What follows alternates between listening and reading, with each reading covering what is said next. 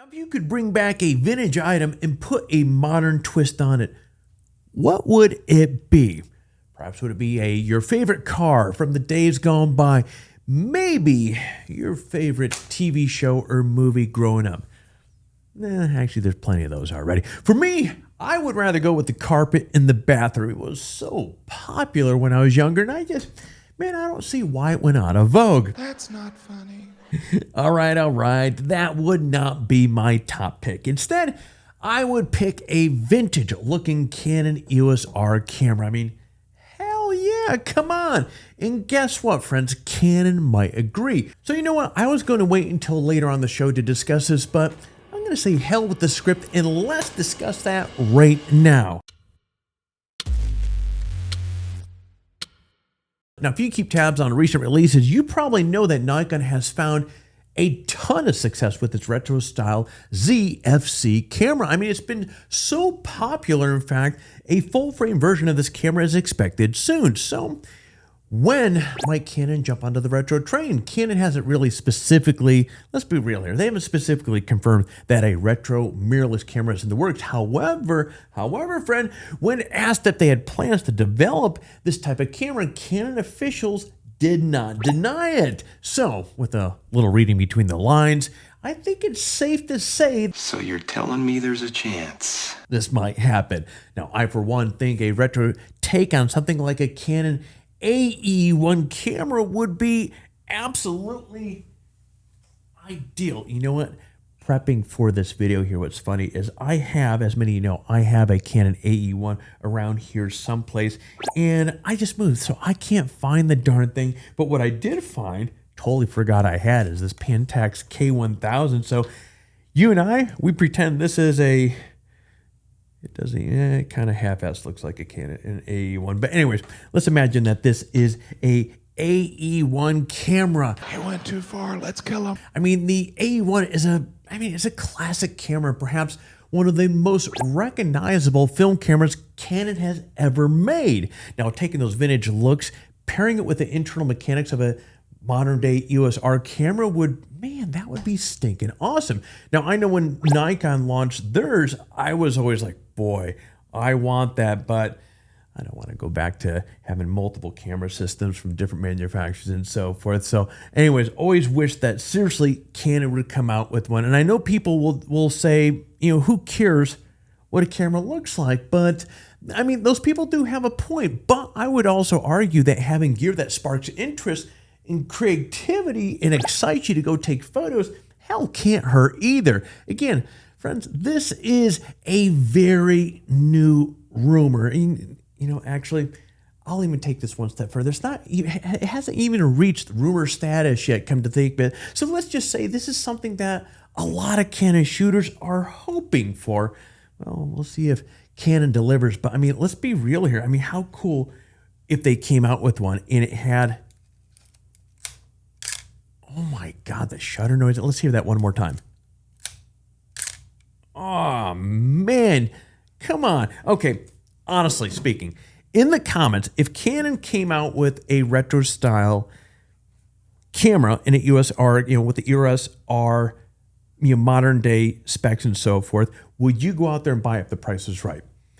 Better yet, so we can kind of cast a wider net with this question. Those of you that are Nikon, did you go out there and buy this the retro camera? And those of you with a Pentax, would you go out there if this camera right here had modern specs, like cool modern day tech inside of it? Would you go out there and buy this thing?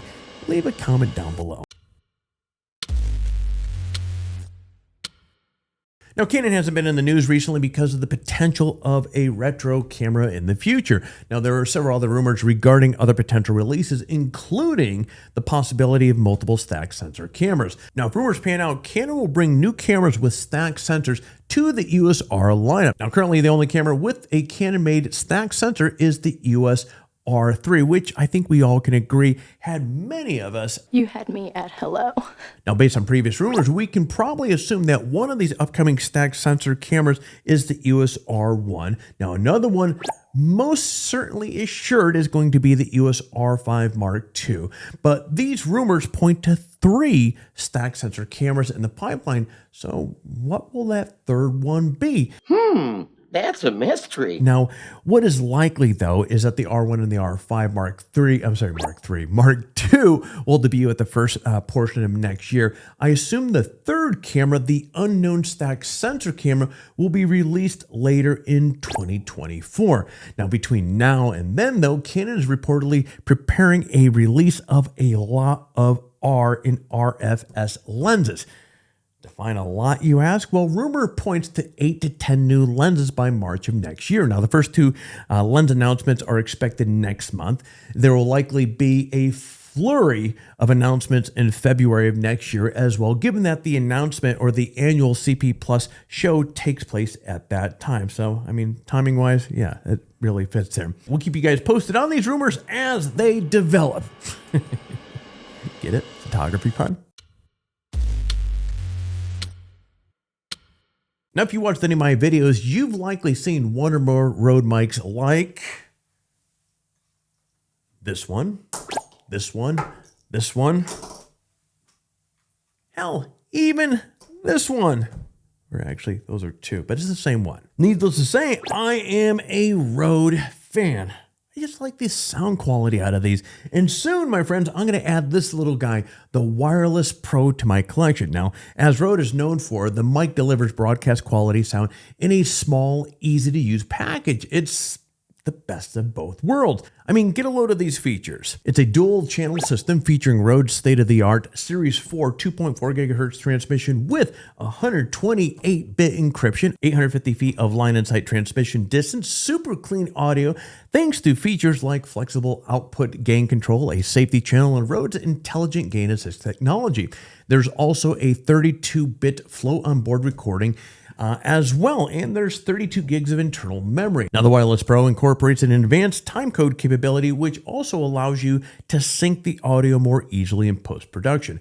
Now, other goodies include the ability to record up to 3 channels simultaneously, 2 lavalier 2 mics, 30 decibel gain range, and a couple customizable buttons to spice things up a little bit. Of course, all of this is packaged in a tiny black-on-black mic that has an integrated clip on the back of it, so it actually blends nicely on dark clothing. Now, you can actually get up to 40 hours of runtime in a single charge.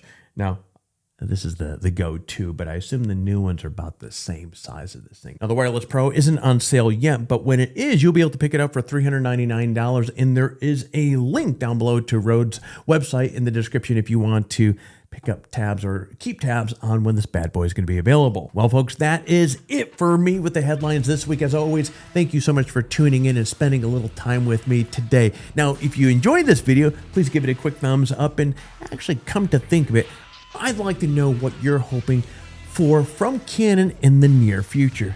Drop me a comment down below and let's discuss.